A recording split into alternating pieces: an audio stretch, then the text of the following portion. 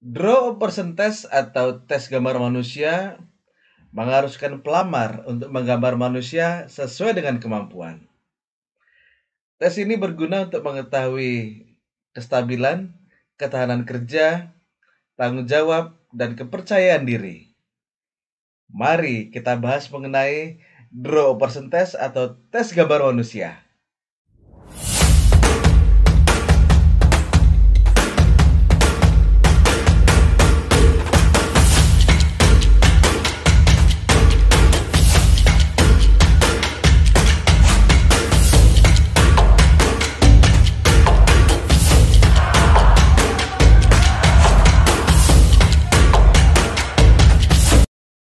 Tes DAP merupakan tes proyeksi. Asumsi dari tes ini secara klinis, gambar orang berhubungan dengan kecemasan, konflik, dorongan-dorongan, kompensasi dari individu tersebut. Biasanya orang akan menggambar dirinya sendiri dan kertas sebagai lingkungannya. Jadi, gambar orang merupakan proyeksi dari individu tersebut dengan lingkungannya. Tes ini dilakukan menggunakan kertas pada posisi vertikal. Pada tahun 1926, Goodenough mengembangkan tes Draw a Man Test. Draw a Man Test atau DAM ini digunakan untuk memprediksi kemampuan kognitif seorang anak melalui kualitas hasil gambarnya. Asumsinya, akurasi dan detail sebuah gambar akan menunjukkan tingkat kematangan intelektual seorang anak. Tes ini diaplikasikan untuk anak usia 3-10 tahun. Pada tahun 1949, Markova mengembangkan DAP, Draw a Person Test. Tes ini bertujuan untuk mengukur kepribadian seseorang. Hipotesis dibangun dari observasi klinis dan penilaian intuitif. Misalnya, ukuran dari gambar menunjukkan tingkat kepercayaan diri seseorang. Penempatan gambar merefleksikan suasana hati dan orientasi sosial seseorang. Kemudian DAP secara luas dikembangkan oleh Hammer tahun 1958, kemudian oleh Arben tahun 1963, kemudian oleh Kopitz tahun 1968 dan 1984, kemudian oleh Hedler tahun 1985. Menurut tokoh tes psikologi Levi, ada beberapa kemungkinan dari hasil tes DAP sebagai berikut. Pertama, gambar orang tersebut merupakan proyeksi dari self-concept. Kedua, proyeksi dari sikap individu terhadap lingkungan. Ketiga, hasil pengamatan individu terhadap lingkungan. Keempat, sebagai ekspresi dari pola-pola kebiasaan, habit pattern. Berikutnya, ekspresi dari keadaan emosinya, emotional tone. Selanjutnya, sikap individu terhadap penguji dan situasi tes tersebut. Kemudian, ekspresi sadar dan ketidaksadarannya. Penyajian dari tes DAP. Saat tes DAP dibagikan kertas HVS. Durasi tes umumnya 20 menit. Selesai menggambar, pelamar akan diminta untuk menuliskan 1. Usia dan jenis kelamin dari orang yang digambar. Yang kedua, informasi mengenai kegiatan yang sedang dilakukan. Yang ketiga, cita-cita dari orang tersebut.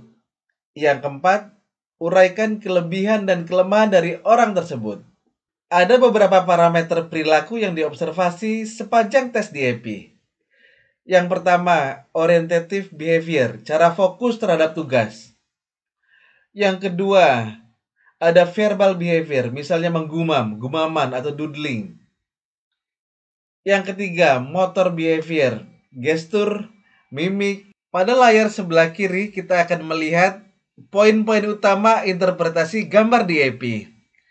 Kita baca bareng-bareng ya. Yang pertama, tema. Untuk melihat identifikasi diri. Yang kedua, untuk melihat aksi atau pergerakan, baik itu berjalan, berdiri, dan sebagainya. Berikutnya, untuk memonitor keaktifan, kepasifan. Yang kedua, Suksesi atau urutan gambar untuk melihat penyesuaian diri dari individu. Yang ketiga, kesimetrisan untuk melihat kekakuan dan kecemasan. Berikutnya ada midline, garis tengah, untuk melihat matang atau tidaknya individu secara emosional. Kemudian midline ini untuk melihat kemandirian. Poin berikutnya, penempatan dan ukuran gambar untuk menginterpretasikan bagaimana individu menempatkan diri dalam lingkungan. Berikutnya ada cara berdiri untuk melihat kepercayaan diri dari individu. Berikutnya, poin yang diperhatikan adalah perspektif. Berikutnya, tekanan garis. Nah, ini penting nih. Diinterpretasikan dari tekanan garis, jenis garis, eksekusi garis, arah coretan. Kemudian, tekanan garis ini adalah pencerminan dari vitalitas individu. Poin interpretasi dari tes DAP berikutnya ada indikator emosional. Diinterpretasikan dari area yang dihapus, ditebalkan. Suatu gambar dapat dikatakan mempunyai indikator emosional apabila A. Gambar tersebut berbeda dengan gambar yang dibuat oleh individu normal lainnya. B. Perbedaan tersebut jarang ditemukan pada gambar-gambar individu normal. Poin berikutnya, cara menggambar tambahan-tambahan lain. Jika ada cara menggambar garis bawah, matahari, awan, gambar tambahan lainnya juga akan diperiksa. Berikutnya kita melangkah kepada ciri-ciri signifikan sebagai indikator emosional. Berikut ini adalah paparan dari Makeover, Hammer, dan Kopitz mengenai ciri-ciri signifikan yang tadi digambarkan sebagai indikator emosional. Kita baca sama-sama ya. Yang pertama, bagian-bagian tubuh orang yang kurang terintegrasi. Integrasi merupakan penggabungan bagian-bagian tubuh dari satu orang. Bagian-bagian yang digambar kurang terintegrasi diinterpretasikan sebagai ketidakstabilan, kurangnya koordinasi atau impulsif, kerusakan neurologis, regresi yang berhubungan dengan gangguan emosional. Ciri-ciri yang kedua, penghapusan pada wajah atau bagian-bagian wajah. Penghapusan pada seluruh wajah menunjukkan kecemasan dan konsep diri yang buruk. Adanya penghapusan pada bagian tertentu dari wajah mengindikasikan kecemasan yang berhubungan dengan bagian atau fungsi dari bagian yang dihapus tersebut. Berikutnya, penghapusan pada tubuh atau anggota tubuh. Hal ini diinterpretasikan sebagai kecemasan dengan bentuk atau fungsi tubuh atau fungsi bagian tubuh yang dihapus. Berikutnya, penghapusan pada tangan atau leher. Penghapusan pada tangan menunjukkan kecemasan pada aktivitas yang melibatkan tangan, baik nyata maupun imajiner. Penghapusan pada leher mengindikasikan adanya kesulitan dalam mengontrol dorongan. Berikutnya, ketidaksimetrisan pada anggota tubuh. Menurut Makeover, hal ini berkaitan dengan keseimbangan bagian tubuh kiri dan kanan. Ini juga merefleksikan kurangnya koordinasi, impulsivitas, kekakuan fisik, physical awkwardness, dan ketidakkemampuan fisik, physical awkwardness. Berikutnya, sudut kemiringan figur orang yang digambar. Posisi miring sebesar 15 derajat atau lebih mengindikasikan kurangnya stabilitas, keseimbangan, kurangnya rasa aman untuk berpijak. Cara berdiri, posisi yang baik adalah menghadap ke arah individu. Bila mengarah ke samping atau kesulitan menggambar kaki mengindikasikan ketidakstabilan. Poin berikutnya adalah jenis kelamin. 87% individu menggambar jenis kelaminnya sendiri. Beberapa individu menggambar lawan jenis kelaminnya. Hal ini mengindikasikan kebingungan dalam identifikasi seksual dan adanya kedekatan dengan figur yang digambar.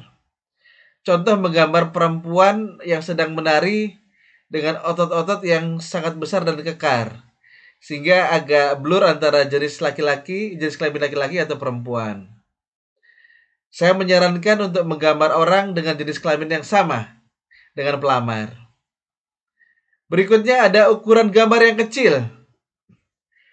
Ukuran tinggi gambar 2 inci atau kurang merefleksikan perasaan tidak aman, tidak mampu, penyusutan ego, serangkan ego, perhatian yang berlebih terhadap lingkungan, dan depresi. Berikutnya, ukuran gambar terlalu besar. Ukuran tinggi gambar 9 inci atau lebih mengindikasikan ekspansivitas, ketidakmatangan, dan kurangnya kontrol diri. Berikutnya, poin transparansi. Gambar yang memperlihatkan organ dalam figur yang digambar berhubungan dengan ketidakmatangan, impulsivitas. Penempatan gambar. Gambar di atas garis tengah. Hal ini mengindikasikan individu memiliki kemauan yang cukup tinggi, memiliki potensi yang cukup besar, antusias. Gambar di tengah. Hal ini mengindikasikan individu memiliki adaptasi yang cukup baik, terdapat kecenderungan egosentris kaku. Gambar di bawah atau di dasar. Hal ini mengindikasikan individu membutuhkan kepastian, mampu berpikir pada hal-hal konkret, membutuhkan keseimbangan dan kontrol, adanya kecenderungan, kurangnya kemauan, dan mudah menyerah. Poin berikutnya, gambar cenderung ke kanan. Hal ini mengindikasikan individu sudah dapat mengontrol emosinya, mau berusaha keras, berorientasi pada lingkungan, cenderung ekstrovert. Gambar di kanan atas. Hal ini mengindikasikan negativisme pada diri sendiri, agresif, memberontak. Gambar cenderung ke kiri dan kecil. Hal ini mengindikasikan bahwa individu dikuasai oleh emosi, menekankan pada masa lalu, self-oriented, depresi tapi frustasi. Introvert, banyak dikendalikan ketidaksadaran, unconsciousness. Poin berikutnya, tarikan dan tekanan garis. Tarikan garis yang konsisten mengindikasikan penyesuaian diri yang cukup baik. Tarikan garis yang kabur mengindikasikan individu terkesan kurang berani tampil di lingkungannya, menyatakan diri cemas, ragu, dan penakut. Berikutnya, tarikan garis secara tebal mengindikasikan bahwa individu memiliki rasa percaya diri yang baik, memiliki dorongan bermusuhan yang tampak. Tarikan garis yang dihapus dan ditekan secara kuat mengindikasikan kecemasan. Tarikan garis tipis mengindikasikan bahwa individu memiliki hambatan dalam berhubungan dengan lingkungan. Tarikan garis tipis, patah, dan tidak tetap mengindikasikan bahwa individu merasa ketakutan, tidak aman. Tarikan garis seperti gergaji mengindikasikan kecemasan, kontrol motorik yang rendah, kurang dapat mencapai keseimbangan. Berikutnya kita masuk kepada prinsip bentuk. Beberapa prinsip bentuk yang perlu Sobat dan Malik perhatikan.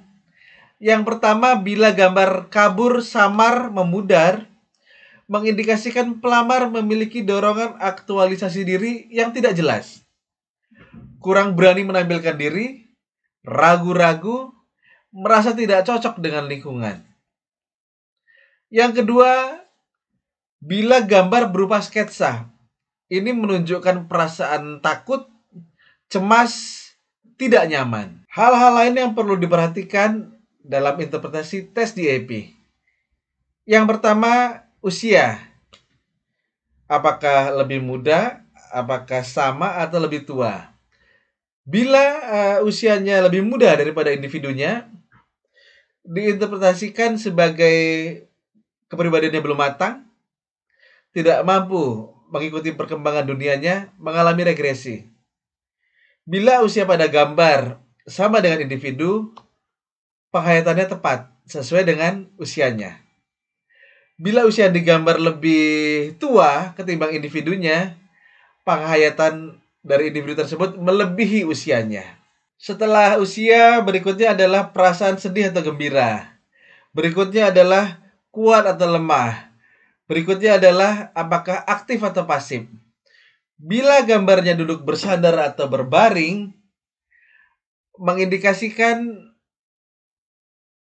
vitalitas lemah, kurangnya semangat, kelelahan emosi. Bila gambarnya duduk, mengindikasikan kurangnya kemauan, adanya hambatan, dan kurangnya vitalitas. Gambar yang pasif tadi bisa juga diinterpretasikan sebagai pribadi yang tidak energik, kurang kompeten, dependent, memiliki ketergantungan kepada orang lain, memiliki perasaan bahwa diri sendiri kecil. Jadi saran saya, gambarlah figur yang tampak energik.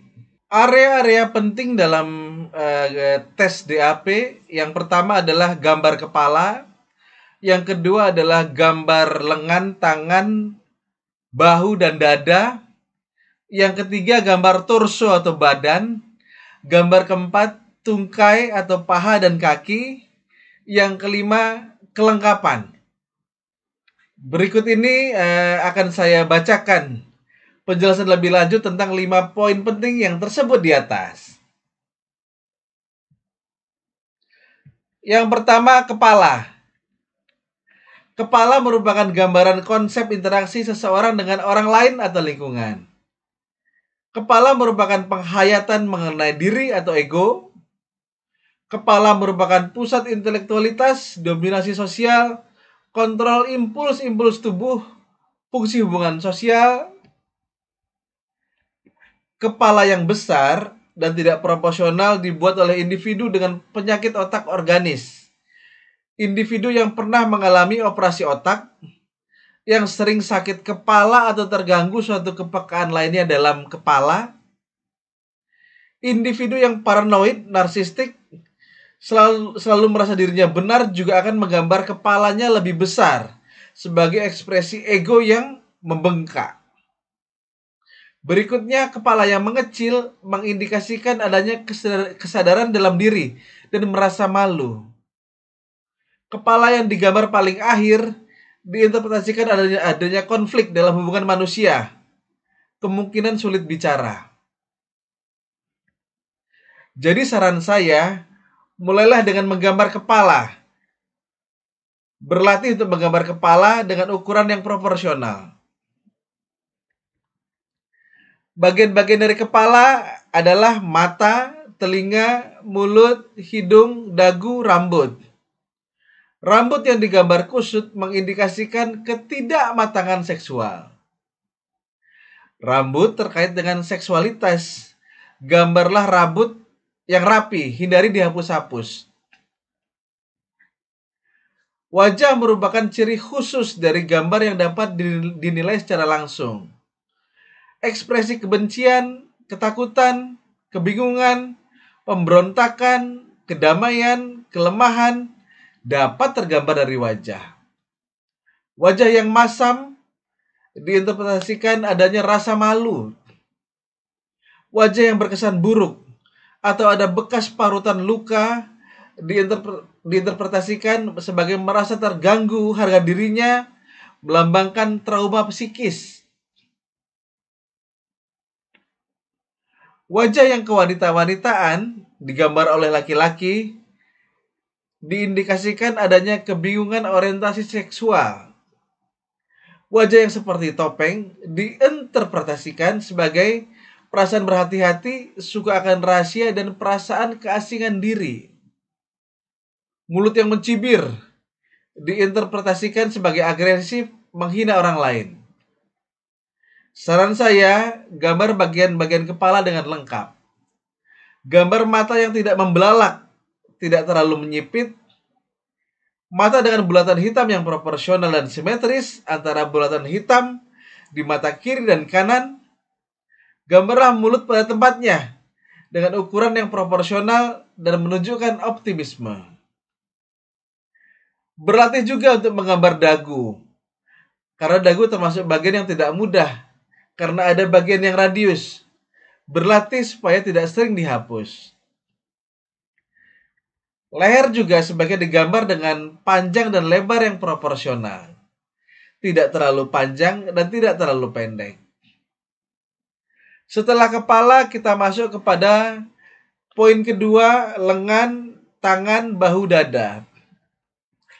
Gambar lengan dan tangan berkaitan dengan perkembangan ego dan adaptasi sosial. Lengan menggambarkan penerimaan dan penolakan dunia luar dan mengindikasikan kekuatan. Garis lengan yang lancar, langsung diinterpretasikan siap berhubungan dengan dunia luar. Lengan dan tangan yang dihilangkan diinterpretasikan sebagai perasaan bersalah. Bila tak digambar, sama sekali diinterpretasikan adanya gangguan otak yang berhubungan dengan motoriknya. Lengan yang pendek sekali mengindikasikan ambisi dan kemauan yang lemah. Merasa lemah, mengharapkan bantuan. Lengan yang kecil dan tipis diinterpretasikan sebagai merasa lemah dan sia-sia atau tidak berguna. Merasa tak mampu untuk mencapai hasil. Lengan yang dilipat di muka bersedekap diinterpretasikan adanya ambivalensi, usaha yang tampak kuat. Lengan yang dilipat ke belakang diinterpretasikan sebagai penolakan terhadap dunia luar karena rasa curiga dan bermusuhan. Kontrol yang kaku terhadap impuls. Saran saya, gambarlah lengan dengan besar yang proporsional, dengan tarikan garis yang langsung dan lancar. Berikutnya, bahu atau pundak melambangkan kemampuan dan kekuatan. Pundak yang sempit dan kecil menunjukkan perasaan yang inferior. Pundak yang persegi menunjukkan individu yang kaku dan bermusuhan. Pundak yang lebar mengindikasikan perasaan mampu. Saran dari saya adalah berlatih menggambar bahu dengan ukuran yang proporsional. Berlatih menggambar radius pada ujung kanan dan kiri bahu. Berikutnya torso atau badan. Area ini menggambarkan bagaimana seseorang ingin tampil dan hal-hal apa saja yang ingin ia tekankan dalam upaya menampilkan diri di lingkungan. Jika yang digambar adalah figur telanjang dan menonjolkan bagian-bagian seksual, diinterpretasikan sebagai pemberontakan terhadap masyarakat atau dengan sadar menyadari konflik seksual. Saran saya adalah gambarkan badan dengan proporsional, berpakaian yang pantas dan rapi yang mencerminkan profesionalisme Sobaden Malik. Berikutnya, tungkai, paha, kaki. Merupakan area yang banyak dikaitkan dengan kemandirian, arah, gerakan, dan keseimbangan. Pada pria, kaki menggambarkan maskulinitas. Gambar kaki yang terlalu panjang diinterpretasikan sebagai keinginan yang kuat untuk mandiri. Jika di gambar pertama diinterpretasikan sebagai orang yang kurang berani mengekspresikan diri. Saran saya, mulailah menggambar dari kepala. Berikutnya, kelengkapan. Setiap bagian yang hilang atau rusak diinterpretasikan bahwa individu memiliki permasalahan yang berhubungan dengan bagian yang rusak atau hilang tersebut. Bagian yang tidak digambar menggambarkan konflik dalam diri. Adanya penghapusan akan mendapat perhatian dari HRD untuk diperiksa lebih lanjut.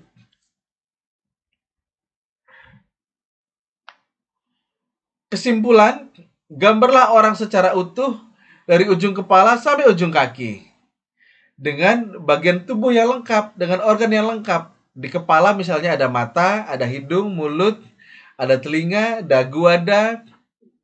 Kemudian gambarlah orang itu dalam figur yang energik, sedang beraktivitas. Ada banyak macam aktivitas kerja.